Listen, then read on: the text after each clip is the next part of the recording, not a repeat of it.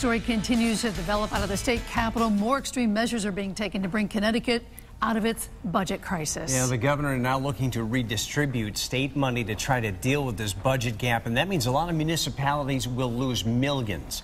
Tonight, we've learned dozens of new state trooper recruits will not get trooper jobs after all. Several more troopers existing on the force have been laid off as well, and Democrats are pushing harder for electronic tolling on Connecticut highways. News 8's Bob Wilson live at the state capitol tonight with how these latest budget cuts are impacting individual cities and towns. Bob.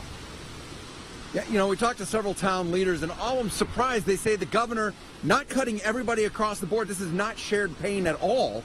Matter of fact, the towns we talked to said they're cutting them even more and then giving that extra money to Hartford, who's on the verge of bankruptcy, some think.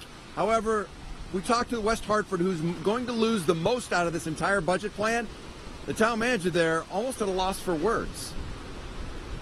The cut is, you know, we're speechless. No, we're certainly taken back. The West Hartford town manager in shock, like many other town leaders across the state, as Governor Malloy takes a wood chipper to their budget. A cut of $29 million to the town of West Hartford is devastating.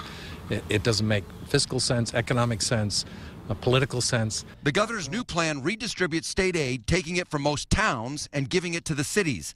It does not cut everyone across the board equally. In his scenario, West Hartford loses the most of any town or city in the state. It's equivalent to the police department and fire department budgets combined. If I could eliminate both those services, I could balance the budget.